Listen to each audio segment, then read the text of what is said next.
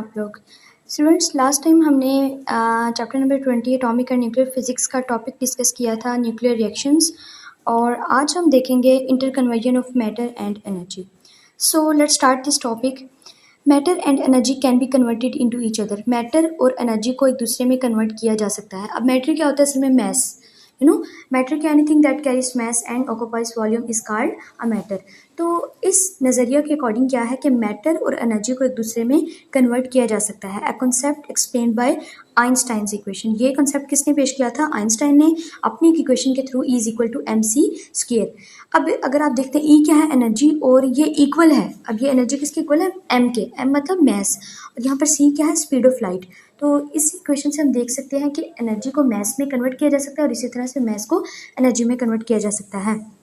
This means that a small amount of mess, इसका मतलब है कि एक स्मॉल अमाउंट ऑफ मैस को can turn into a huge amount of energy. हम उसको एक बहुत बड़ी एनर्जी में तब्दील कर सकते हैं। तो हमने ऊपर जो हमने न्यूक्लियर फिशन और फ्यूशन रिएक्शंस पढ़े थे उनमें भी हमने इस चीज़ को देखा था कि जब वो क्या होता था कि एक भारी न्यूक्लियस टूटता था, छोटे छोटे 2 न्यूक्लियाई आते थे और साथ में बहुत ज़्यादा एनर्जी मिलती थी। इसी तरह से जिस तरह से फॉर एग्जांपल आप एक सन की एग्जांपल ले लो, तो सन में 4 हाइड्रोजन और 1 हीलियम मिलता है। छोटे छोटे से ये न्यूक्लियाई हैं, 4 हाइड्रोजन और 1 न्यूक्लियाई मिलता है, तो उससे हमें क्या, कितनी ज़्यादा 25.7 मेगा इलेक्ट्रॉन वोल्ट एनर्जी हासिल होती है। तो हम देख सकते हैं कि हम एक स्मॉल अमाउंट ऑफ मैस को कितनी ज़्यादा एनर्जी में कन्वर्ट कर सकते हैं। Okay, as seen in nuclear fission and fusion reactions which power nuclear reactors and the sun, जो कि जिसकी वजह से हमारे न्यूक्लियर रिएक्टर्स चलते हैं और सन काम करता है, यानी कि सन की जो भी परफॉर्मेंस है वो इस पर बेस कर रही है। Similarly energy can also transform into matter under extreme conditions. इसी तरह से हम ये भी कह सकते हैं कि हमने ऊपर डिस्कस किया कि मैस को एनर्जी में कन्वर्ट किया जा सकता है, और नीचे हम देख रहे हैं कि इसी तरह से हम एनर्जी को भी मैस में ट्रांसफॉर्म कर सकते हैं under extreme condition such as in particle accelerators where high energy photons create particle anti particle pairs. तो हम पार्टिकल एक्सेलरेटर्स में ये चीज़ कर सकते हैं। पार्टिकल एक्सेलरेटर्स में हमारे पास क्या होता है कि हाई एनर्जी फोटोन्स होते हैं, ठीक है, और वो क्या करते हैं, वो उससे हम यानी कि जो फोटोन्स हैं उनके थ्रू पार्टिकल्स और एंटी पार्टिकल्स पैदा होते हैं। पार्टिकल्स क्या होते हैं? जैसे फॉर एग्जांपल इलेक्ट्रॉन, और इलेक्ट्रॉन का एंटी पार्टिकल क्या होता है? पॉजिट्रॉन। ठीक है, इस तरह से इस फिनोमेना को पेयर प्रोडक्शन कहा जाता है। तो पेयर प्रोडक्शन में क्या हो रहा होता है हमारे पास एक्चुअली कि एनर्जी मैस में कन्वर्ट हो रही होती है। This process follows the law of conservation of energy. इसमें असल में अगर हम इस प्रोसेस को देखते हैं तो ये law of conservation of energy को सेटिस्फाई कर रहा होता है, which states that the total energy including mass energy remains constant in an isolated system. जिसका ये मतलब होता है कि टोटल एनर्जी जो है वो कंजर्व रहती है, यानी कि वो उसकी टोटल सेम रहती है। The ability to convert matter into energy, ये जो एबिलिटी है कि जिसके थ्रू मैटर एनर्जी में कन्वर्ट होता है, and vice versa. Vice versa का मतलब है कि उसका उल्टा कर लो, यानी कि अगर हम बात कर रहे हैं ना कि the ability to convert matter into energy, तो इसका वाइस वर्सा ये होगा कि एनर्जी को मैटर में कन्वर्ट कर लो। इस की टू अंडरस्टैंडिंग द यूनिवर्स। तो ये यूनिवर्स को समझने के लिए एक बुनियादी चीज़ है। स्टार्स, जिसमें हम स्टार्स को समझते हैं, एंड एटॉमिक पार्टिकल्स, और छोटे छोटे पार्टिकल्स जिसमें इलेक्ट्रॉन, प्रोटॉन, न्यूट्रॉन और बहुत ज़्यादा ऐसे पार्टिकल्स जो कि बिल्कुल एटॉमिक लेवल पे होते हैं। Theoretically a single gram of matter can be converted into enough energy to power a city for days. वो ये देखिए कितनी एक इम्पॉर्टेंट और कितना एक इंटरेस्टिंग फैक्ट है कि अगर आपके पास एक सिंगल ग्राम, 1 ग्राम समझ लें, एक मैटर है आपके पास, तो आप उसको इतनी पावर में, इतनी एनर्जी में कन्वर्ट कर सकते हैं कि वो हमारे पूरे शहर को बहुत दिनों तक रोशन रख सकती है। तो यहाँ से हम इस चीज़ को देख सकते हैं कि आइंस्टाइन ने कितना खूबसूरत और कितना अमेजिंग इफेक्ट पेश किया था कि जिसके अकॉर्डिंग ये है कि मैस को एनर्जी में कन्वर्ट किया जा सकता है, इसी तरह से एनर्जी को मैस में कन्वर्ट किया जा सकता है। तो इसमें आपने बच्चों क्या करना है, आपने स्टार्टिंग से शुरू करना है। Matter and energy can be converted into each other, a concept explained bye Einstein's equation E = mc²। यह आपने करना है। फिर आपने कहना है this means that a small amount of mass can turn into a huge amount of energy as seen in nuclear fission and fusion. यहाँ तक आपने कर लेना है। उसके बाद आपने ये नहीं करना which powers nuclear reactors and the sun. उसके बाद आपने कहना है similarly energy can also transform into matter under extreme conditions such as in particle accelerators where high energy photons create particle anti particle pair, और फिर आपने pair production लिख देना है। यहाँ तक आपने कर लेना है। फिर आपने कहना है this process follows the law of conservation of energy which explains that the total energy including mass energy remains constant in an isolated system। यहाँ तक करके फिर लास्ट पर आपने लिख लेना है theoretically a single gram of matter can be converted into enough energy to power a city for days। उसके बाद अब हम देखते हैं Einstein equation and energy calculation. हम आइंस्टाइन इक्वेशन को देखते हैं कि क्या है और इसको E=mc² को सोल्व करते हैं हम किस तरह से एनर्जी को फर्दर ड्राइव कर सकते हैं। Okay, so Einstein equation E=mc² help to calculate the energy released in nuclear reactions like fission and fusion. जो न्यूक्लियर फिशन रिएक्शंस होते हैं, फिशन और फ्यूजन, इनमें हम इस इक्वेशन को इस्तेमाल करते हुए क्या कर सकते हैं, एनर्जी फाइंड कर सकते हैं कि कितनी एनर्जी रिलीज हुई है, ये चीज़ हम फाइंड कर सकते हैं। It states that a small amount of mass convert into a large amount of energy where E = energy, M = mass, C = speed of light 3 × 10⁸ metre per second. तो इसमें से चलो मैं आपको बताती हूँ, ये वैल्यूज बस बताई हुई है कि इसमें E एनर्जी है और M मैस है और C स्पीड ऑफ लाइट है और E का यूनिट जॉल्स होता है। तो ये एनर्जी जॉल में भी हो सकती है या mega electron volt. Mega electron volt energy का एक बहुत बड़ा यूनिट है। In nuclear reactions the total mass of the product is slightly less than the mass of the reactants. हम पहले से जानते हैं कि जो प्रोडक्ट बनता है उनका मास कम होता है as compared to reactants. This missing mass is called mass defect. ये जो मिसिंग मास होता है इसको मास डिफेक्ट कहा जाता है।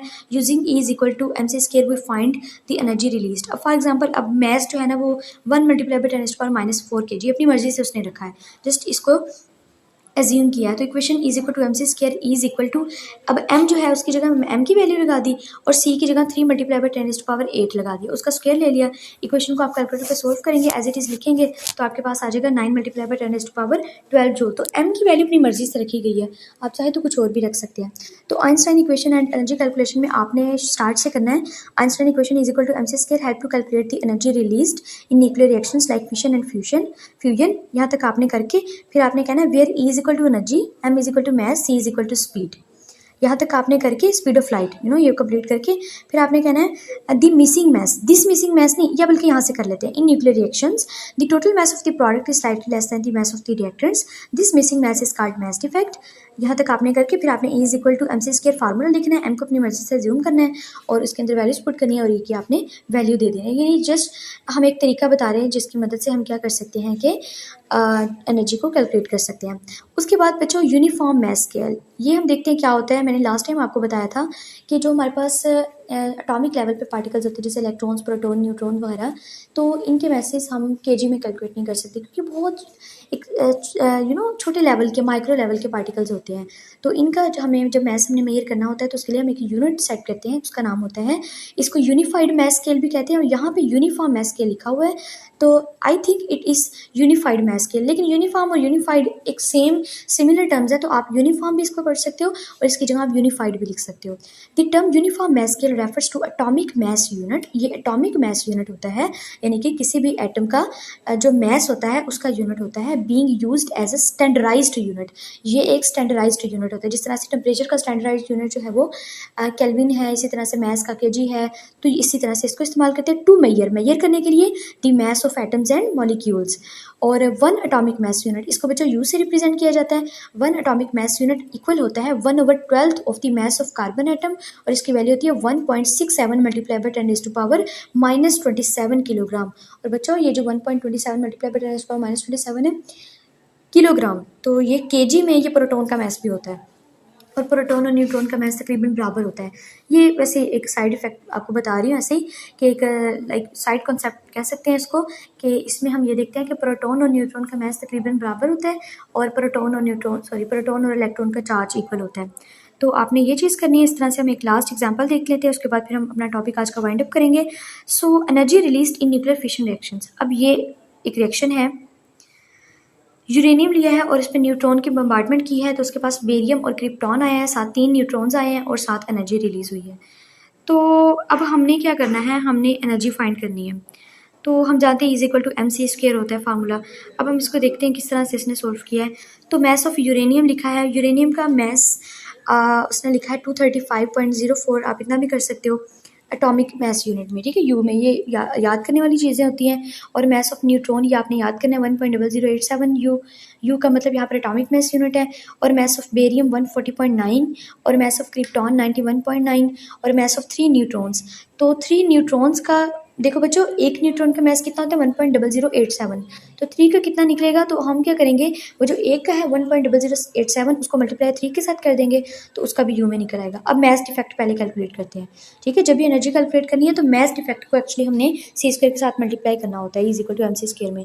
तो मैस डिफेक्ट क्या होता है, देखो मास डिफेक्ट क्या है कि जो रिएक्टेंट्स का मास है, यानी कि जो चीज़ें पहले ओरिजिनली हमारे पास है, तो रिएक्टेंट्स क्या क्या है, न्यूट्रॉन और यूरेनियम, उसको माइनस कर देंगे प्रोडक्ट के मास में से, यानी कि बेरियम, क्रिप्टॉन, इन चीज़ों की, और इसके अलावा जो 3 न्यूट्रॉन्स है, ये 3 चीज़ें प्रोडक्ट्स में आ रही है, ठीक है। रिएक्टेंट क्या है, यूरेनियम और न्यूट्रॉन, और प्रोडक्ट में क्या है, बेरियम, क्रिप्टॉन और न्यूट्रॉन 3। तो हम उसी तरह से लिखेंगे, देखिए delta M is equal to mass of reactants की जगह पे पहले यूरेनियम का प्लस न्यूट्रॉन का, ठीक है, जो दोनों रिएक्टेंट्स है उसको में से माइनस कर देंगे और ब्रैकेट में इनक्लोज लाजमी करना है। प्रोडक्ट में अब किस किस का लिखा है, पहले बेरियम का लिखा है, ठीक है, फिर क्रिप्टॉन का लिखा है, और फिर हमने 3 न्यूट्रॉन्स का जो था वो लिखा है। इसको आपने पहले एक ब्रैकेट सॉल्व करनी है, उसकी वैल्यू लिखनी है, माइनस दूसरी ब्रैकेट सॉल्व करनी है, उसकी वैल्यू लिखनी है, दोनों को माइनस कर देना है, तो आपके पास 0.1859 आ जाएगा। और एनर्जी रिलीज अब कैसे आएगी, तो E is equal to M C square. अब मैं आपको एक चीज़ बताती हूँ, हमने क्या करना है, अब E वैसे आ गया, इक्वल भी वैसे आ गया, M की जगह पर हमने लिख देना है 0.1859, जो हमने ऊपर कैलकुलेट किया है मास डिफेक्ट, मल्टीप्लाई बाय। अब देखिए आपके जहन में सवाल आता होगा कि हमने इसको मल्टीप्लाई सी स्क्वायर के साथ करना था, जो कि 3 मल्टीप्लाई बाय 10⁸ मीटर पर सेकंड है, तो फिर हम यहाँ पर इसको 931.5 के साथ क्यों कर रहे हैं, मेगा इलेक्ट्रॉन वोल्ट के साथ क्यों कर रहे हैं। बच्चों आपने ये बात याद रखनी है, देखें हमारा मैथ्स किस क्या यूनिट है मैथ्स का, you, unified math scale, you है उसका यूनिट, तो 1U मल्टीप्लाई बाय, ठीक है, सी स्क्वेयर आपने याद रखना है, 1U यानी यू वो जो उसका यूनिट है, मल्टीप्लाई बाय सी स्क्वेयर, ये हमेशा इक्वल होता है 931.5 मेगा इलेक्ट्रॉन वोल्ट के ओवर यू के, ठीक है। तो इसलिए वो जो यू है और मल्टीप्लाई बाय सी स्क्वेयर, उसकी जगह पर आ गया 931.5 mega electron volt over you. तो वो फिर ये अब यू जो उसका था, यानी कि मास डिफेक्ट का यूनिट यू था, और ये जो नीचे यू है, ये दोनों आपस में कैंसिल हो गए और ऊपर वाली वैल्यूज मल्टीप्लाई होगी, साथ मेगा इलेक्ट्रॉन वोल्ट वैसे आ गया। तो ये था बच्चों हमारा आज का लेक्चर। आपको कहीं से भी कुछ भी समझ नहीं आई होगी, आपने मुझसे लाजमी पूछना है, कमेंट सेक्शन में लाजमी बताना है, और सी यू गाइस।